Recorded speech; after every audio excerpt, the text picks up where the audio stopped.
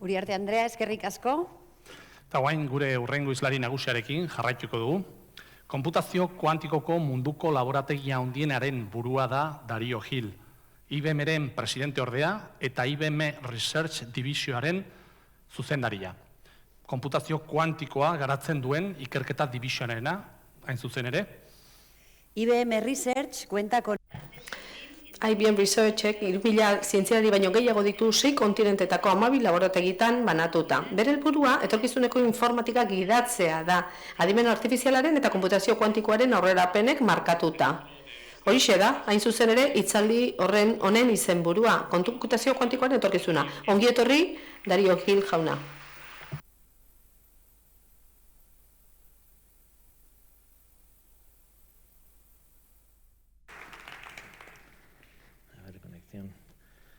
Arratsaldeon, good afternoon y buenas tardes a todos. La verdad es que mientras conecto el ordenador... Arratsaldeon denoi, ordenagailuak konektatu bitartean adierazten dizuet zeinen harrigarria den ibilbide hori guztia hemen ikuste eta horren berri jasotzea. Eta IBM-ren aldetik pozarren gaude, ibilbide horretan parte hartu dugulako eta etorriko diren pausoetako parte izatea baita ere, benetako iraultza bat etorriko baizaigu eta horixe partekatu nahi nuke zuekin guztiokin gaur. Nik IBM Researcheko zuzendaria naiz. IBMek 110 urte baino gehiago ditu, informazioaren munduan egin ditu urte horiek konputazioan, eta 80 urte daramatza sektore pribatuan erdi eroaleen munduan lan egiten eta konputazio kuantikoan. Horra postu bat egin dugu Euskadin, eta hortik etorriko da muga berri hori. Hasteko, nun lan egiten dut, ez? Beti gustatzen zait aurrekustea. Hau ikerkuntza gunean da, IBM Researchena, Manhattanetik kilometro batzuk iparraldera dago, eraikina ederra da, Erosainek diseinatu zuen 71. urtean, Bell Labs ere berak diseinatu zituen, ikerkuntzaren arloan ezagunak dira, eta sare global bateko zati bat da. Hemen dituzue eraikin batzuk, laboratorio bat, adimen inteligentziarako erabiltzen dugu MIT-rek egin batera, Almadenekoa Kalifornian, Europan Zurigen, horre aurrerapen handiak egin ziren nanoteknologiaren arloan, eta Albanin horre asko aurreratu dugu erdi eroalei dagokienez. Hemen komunitate zientifiko eta teknologiko bat dago, eta etengabe dihardugu informazioaren etorkizuna irudikatzen. Eta konputazio kuantikoan gertatzen ari den hori ulertzen saiatzeko hastapenera joan beharko dugu informazioaren hasiera, digitalaren hasierara, ezta? Digitalaren hasiera ura izan zen Leibnizek nahiko modu zehatzean deskribatu zuena, definitu zuen zerbait errenazimentuko pertsona garrantzitsu bat izan zen, Newtonekin batera, nahiz eta modu independentean garatu zuten. Eta berak bazuen dozenak esaten zion bitasuna, bitariko mundu hori, sekuentzia bitar hori, lotuta zegoela logikaren prozesu bati, arrazoimenari. Hori izan baitziteken bidea ilustrazio maila globalean lortzeko. Hori maila matematikoan jaso zen Claude Shannonen bidez 40ko hamarkadan. Claude Shannon matematikari oso garrantzitsu bat izan zen, eta hark oinarri teoriko bat eman zion informazioaren izaerari. Berak esan zuen informazioa dela ziurgabetasunari erantzun bat ematea, konponbide bat ematea. Eta berak ekarri zuen binary digit termino hori gizartera, digito bitarra. Une hartan, gizartean ulertu genuen prozesu oso ezberdinak zeudela, oso ezberdinak, adibidez DNA edo taula perforatuak ordenagailuetan, zulatuak, taula zulatuak, eta bar, zulatuak, hobeto esateko. Irtenbide oso ezberdina dauzkate, baina azkenean denak informazioa prozesako sistemak direla. Eta beraz mundua ikusteko modu oso bat sortu zuen, eta hori oso gune zabaletan eta handietan orokortu ahal izan dugu.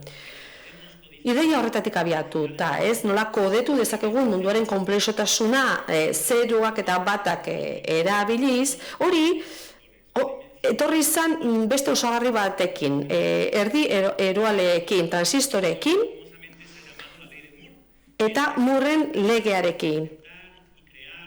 Hori da, transistoreak sortzeko gaitasuna eta silizioko xafla batean lortu dezakegun bikoizketa prozesu bat, 18 hilabetero gertatzen dena da. Hazkunde eksponentziala deritzo horri, duela urtebete hil zen Gordon Moore, eta 60ko hamarkadan, aipamen hori egin zuen, adierazteko orduan industrian fabrikatzen ziren transistore kopuru horiek 18 hilabetero bikoizten ari zirela, eta 4 puntu horiekin estrapolazio bat egin zuen, eta esan zuen, nik uste dut hau gertatuko dela. Alegia, hazkunde esponentzial horrekin jarraituko dugula. Eta hori gertatu zen hamarkada askotan zehar. Eta horrela digitalizatu dugu mundua, horrela lortu dugu bitak ia doakoak izatea. Eta egun, konputazio sistemak sortzen ditugu, ordenagailuak sortzen ditugu, prozesamentu gaitasun ikaragarria dutenak. Adibide bat, gaurko txip batean, 22.000 milioi transistore baino gehiago txertatu ditzakegu, eta azkazal baten tamaina du txip horrek, sistema horrek 20.000 milioi baino transizio gehiago prozesatu ditzake egunero. Eta konputazio ingurua sor ditzakegu 200.000 bilioi kalkulu egin ditzakegu segundoko. Eta hori ekarri dut hona, bakarrik adierazteko ze gaitasun dugun gizakiak, erakundek eta zientzialarien eta ingeniarien arteko elkarlanak ze gaitasun izan dute teknologia metatzeko, gaur iritsi garen puntu honetara iristeko. Erdi eroalen mundu horri dagokionez, aurrera egiten jarraituko du, joan den urtean iragarri genuen urteko aurkikuntzarik onena.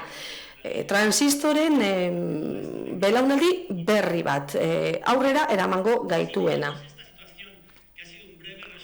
Hau laburpen txiki bat izan da, azken 70 urtean gertatu den horren laburpen bat, baina halako batean, hausnarketa bat egin beharko dugu, zein den informazioaren izaera. Ia, badaukagun aukerarik bit horietatik harago, zeroetatik eta bat horietatik harago. Matematika eta informazioa bat eginda lortu genuen bitak sortzea, fisika eta informazioa elkartzen direnean, kubitak sortuko ditugu kontzeptu berri bat, kubiten mudian, kuantikoa. Mundu kuantikoa.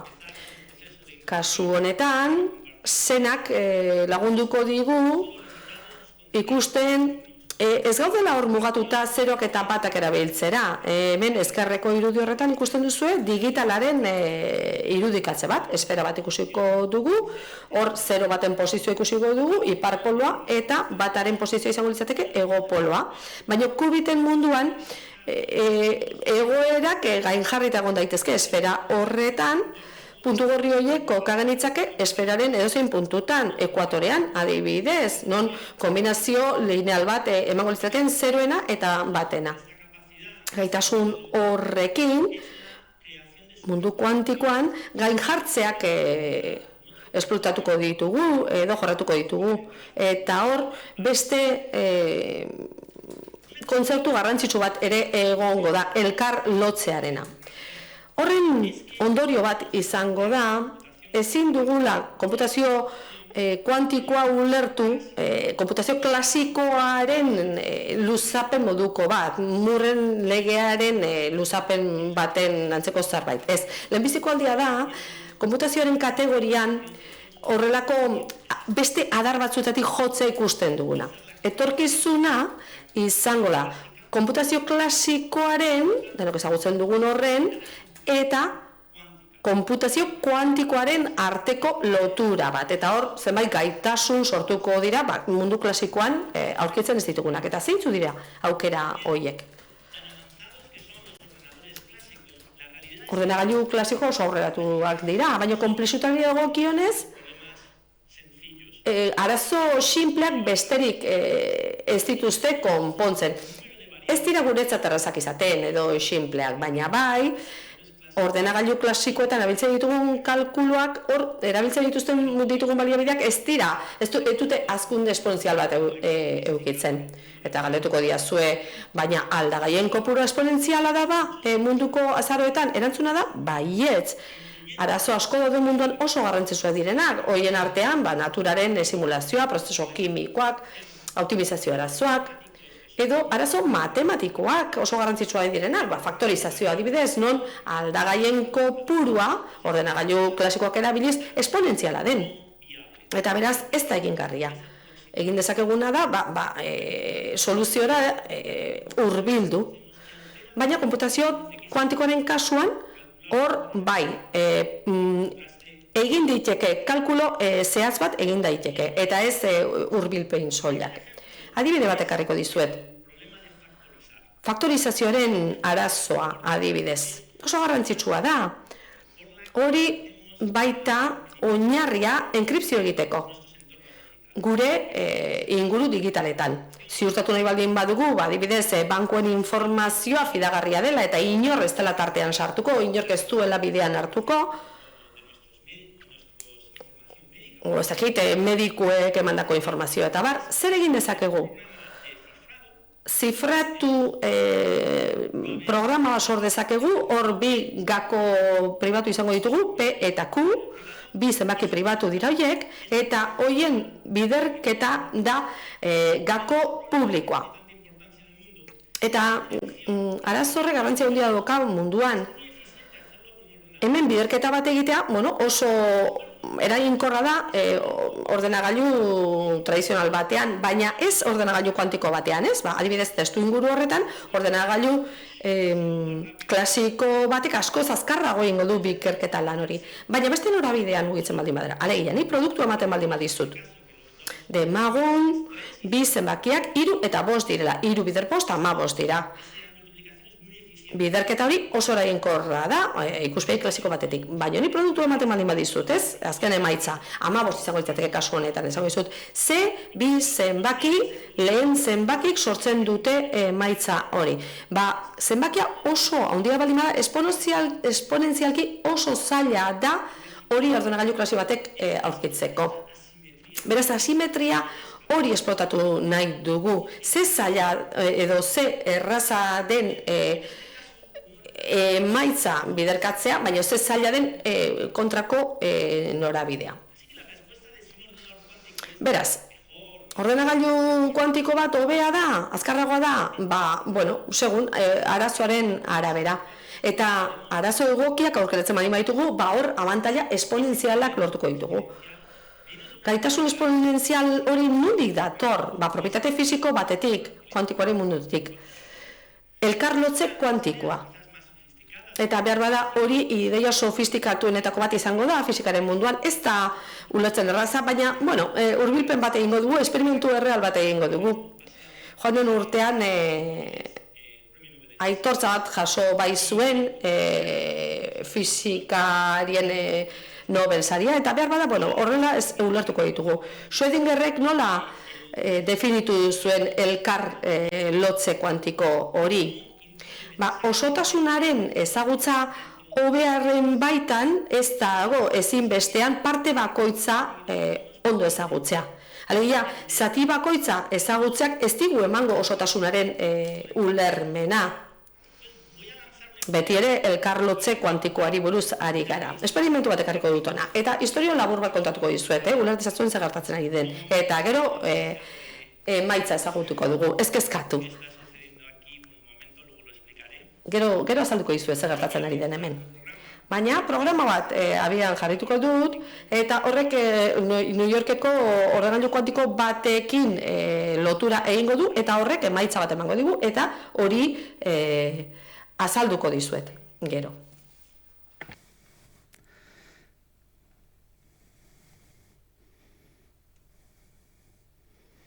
Aquí estamos con 2 qubits haciendo un entrelazamiento y voy a lanzar este experimento y ahora en unos... Ja ba, minutu gutxi barru itzuliko gara, baina esperimentu honetan abiatuko gara. Oraintxe egin dugun hori izan da, ordenagailu klasiko honetan programa bat genuen, eta hori abiatu dugu internet bidez, eta bota dugu ordenagailu kuantiko bati New Yorken dagoen horretan. Eta orduan, 0 horiek eta bat horiek 5 gigahertzioko pulsu moduan bidali ditugu. Hor kable batzu ditugu, kable kriogeniko batzuk, eta prozesatzaile kuantiko hori 15 mini Kelvinetara bidaltzen ari da. Prozesadore kuantiko horretan informazio prozesatzen ari da, gain jartze gertatzen ari da, elkarlotze kuantiko hori, interferentzia, horiek dira guztiak dira konputazio kuantikoaren oinarri. Hori bukatzen duenean emaitza bat emango digu. Fisikoki, ordenagailu kuantiko hori, hemen irudi batzu dauzkatzue, makina zoragarri politak dira, hor kableak ikusten dituzue, mikroineko pulso horiek hortik garraiatzen dira, hor ispilu moduko bat daukagu, prozesadore kuantiko bat daukagu, eta kubitzak hortik mugitzen dira, eta bueno, hemen lortuko dugu emaitza. Eta zertan datza esperimentua, nondik sortzen da elkarlotze kuantiko hori? Tira, ideia bat botako dugu hemen. Demagun 2 partikula ditugula. 2 foto izan daitezke, edo argi partikulak, elektroiak, gure kasuan 2 qubit izango dira. Baina jarra dezagun, pentsatzen 2 partikula ditugula. Eta oso gertu daude elkarrengandik, propietate bat ezartzen dugu hor, ez? Nola lotzen diren, nola elkarlotzen diren. Baina banandu egingo ditugu hasteko. Distantzia arbitrario bat aukeratuko dugu, ez? Unibertsoaren 2 muturretara emango ditugu. Behin partikula horiek bananduta, urrutiratuta, bati erreparatuko bagenio, soilik bati erreparatuko bagenio, ikusiko genuke konportamentu aleatorioa izango lukela. Irudi bate, materreno metafora bat erabiltzarren, esan genezake, txampon bat bagenu, jakina, aurpegia eta efrentzua dauka ez, baina mai gainean egoera aleatorio batean dago, eta azkenean aurpegian edo efrentzuan bukatuko du. 2 partikula ditugunean modu independentean hartzen ditugunean, baizik eta elkarri lotuta daudenean eta sistema osotzat hartzen ditugunean, haien arteko harremana ez da independentea. Zer esan nahi du horrek? Guk neurtzen dugunean esate baterako partikula baten egoera, haren posizioa, edo txamponak balira era aurpegia edo efrentzua den, jakingo genuke berehala beste partikula aurpegia ala infrentzua den. Hau benetan harrigarria da. Ze kasu honetan, imaginatu 2 txampon ditugula, elkarri lotuta, eta kasu honetan, neurketa aldiberiko bat egingo bagenu txamponetan, bat aurpegia denean, bestea beti aurpegia edo bestea beti ifrentzua denean, ifrentzua da. Eta horrek, intuizio printzipio bat urratzen du, kausalitatearen printzipioa. Hau da, ideia hau, bat ere intuitiboa ez dena, Einsteini eta bere lankidei 30ko hamarkadan iruditu zitzaion osagabea. Oinarrian esan zuen, hau ez da posible, hemen zerbaitek huts egiten du. Hau da, guk uste dugu informazioa presente dagoela sisteman eta teoria kuantikoak sartzen ez duenak, eta aldagai bat egon behar du, teoria kuantikoak ez duena azaltzen, eta utziko ligukenak korrelazio perfektu hau azaltzen distantzian dauden partikuletan, baina ezin daiteke izan kausalitatearen printzipioa urratzea. 60ko hamarkadan matematikari batek, Belek, proposatu zuen, oso serio hartu zuen ideia hau eta sortu zuen hainbat ekuazio frogatu alizateko ea Einstein eta bere laguntzaileek arrazoi zuten eta desberdintasun batzuk proposatu zituen. Gu neurtuko bagenu jakingo genuke zehazki Einsteinek arrazoi zuen edo ez, hau da aldagai ezkutatuta zeudela sistemaren barruan. Hurrengo hamarkadetan hainbat fisikarik esperimento batzuk egin zituzten sistema desberdinekin. Zertarako? Daniel Belek proposatutako froga egiteko. Eta izan ere joan den urtean fisika saria lortu zuten, xehetasun askotan sartu gabe big fotoi hauek neurtzen baditugu, elkarri lotuta daude, bananduta daude, bi partikula hauen arteko korrelazioaren neurketa Daniel Belen arabera, Einsteinek arrazoi bazuen, ezingo luke rosa koloreko marra hori gainditu. Baina Einsteinek arrazoi balu, guk korrelazioa neurtuko genituzkeen puntuak ez lirateke hor ikusten duzuen zerrenda arrosa horretara. Hau da, fisikari hauek frogatu zituzten esperimentuetan argi eta garbi ikusi zen Einsteinek ez zuela arrazoirik eta grafiko hauek eta adierazpen hauek frogatu egiten zutela etzela hori kasua. Eta orain ikusten dugu esperimentuaren ondorioa. Hau da, ordenagailu kuantiko batean egin duguna minutu gutxi batzuetan. Ia 70 urteko lan eta ahaleginaren ondorioa non frogatzen den elkarri lotutako adierazpen kuantiko horiek egin daitezkela denbora errealean teknologia kuantiko berriarekin. Eta teknologia kuantiko berri honek badu ezaugarri bat. Hau da, ahalmen esponentziala du. Non hor presente dauden egoerak ordenagailu kuantikoan, bi ber n da, non n den kubit kopurua. Horrek esan nahi du, guk ordenagailu kuantikoa bat dugunean 100 kutik gorakoa, posible den egoera hoixe da. Lur planeta baino gehiago. Horrek esan nahi du, presente dagoen informazioa neurtu alizateko, horretarako erabili beharko genituzke lurreko planeta guztiko atomo guztiak bat eta 0 guztiak biltegiratzeko. 280 baino gehiago ditugunean, bit kuantiko baino gehiago ditugunean, orduan erabili beharko genituzke unibertsoko atomo guztiak horiek adierazia alizateko. Eta izan ere, ibilbide teknologiko honetan jadanik sortzen ari gara, prozesadore kuantikoak zenbaki hauek handitzen dituztenak. Izan ere, joan den urtean iragarri genuen ordenagailu kuantiko bat 423 kubitekin. Ikusten ari gara prozesua non teknologia aurrera egiten ari da, esfortzu zientifiko eta teknologikoari esker, non bit kuantikoak sortzeaz gain, horretaz gainera elkarri lotu ditzakegu kuantikoki batzuk bestearekin eta gainera sor ditzakegu sistemak funtzionatu dezaketenak lehen erakutsi dugun bezala dimentsio handia dutenak. Eta oso une berezia da. Ordenagailu kuantiko hauen barruan, hau da transistoreen baliokidea dena mikroprozesadoren munduan, kasu honetan guk erabiltzen dugu, dispositibo bat supereroaletasunean oinarrituta 1 nanometro bidere 1 nanometro da, eta uzten digu funtsean atomo virtual bat sortzea bi egoera oso definituarekin, eta horrek sortzen digu, uzten digu ez bakarrik kubit individualak sortzen, baizik eta batzuk besteari lotzen. Beraz, informatikaren etorkizuna eta konputazioaren etorkizuna izango da kombinazio bat. Konputazio klasikoaren aldagaia eta batu egingo zaio konputazio kuantikoa. Eta sortzen garen sistemak oinarritu egiten dira prozesadore kuantikoak paralelizatzean.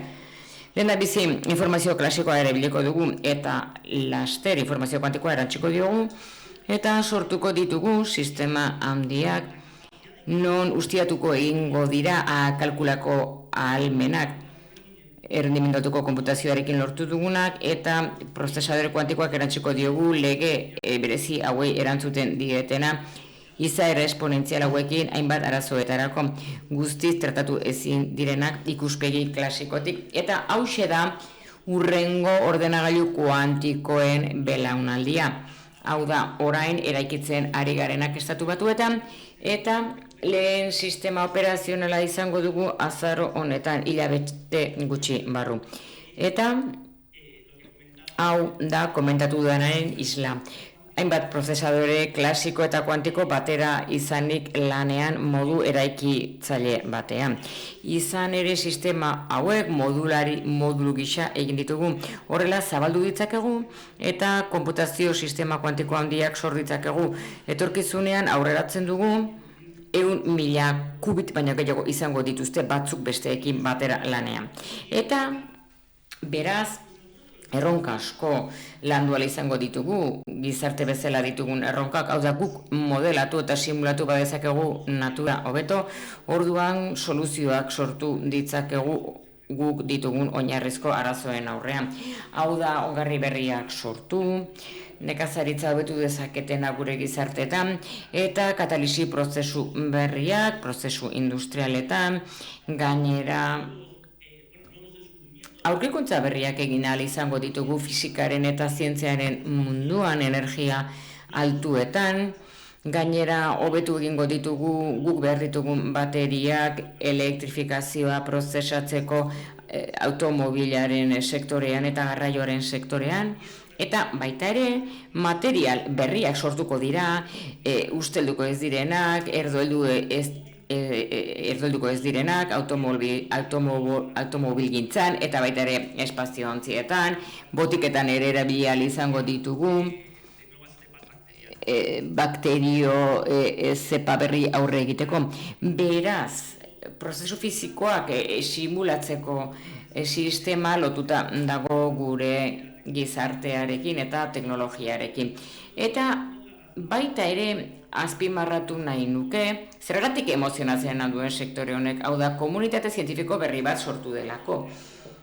Konputazio kuantikoa sortzeaz gainera onura ateratzen ari da beretaz beren aurrerapen zientifikoak egiteko. 2016ko maiatzean lehen ordenagailu kuantikoan jarri genuen odeian eta eskuragarri jarri genuen mundu osoan. Hemen ikusten duzuek kidego zientifiko berria bere lehen adibideak egiten ari izena programak sortzeko eta hasierako konponbide soluzio batzuk sortzeko gaitasun teknologiko berri hau erabiliz.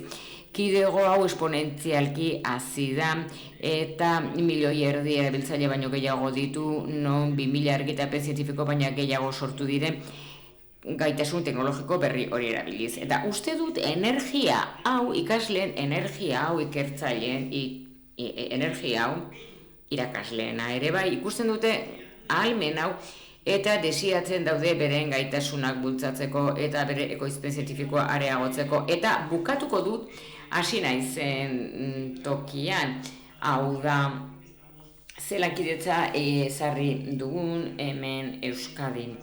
Hau da Basque Quantum ekin. Iraultza berri hau espero dut ikusiko zenutela konputazio klasikoarekin alde handia duela. Hau da kolaborazioko sistema berria, irakaskuntzan, ikerketan, industri mailan ere bai aurrera eramango duguna hemen Euskadin. Eskerrik asko.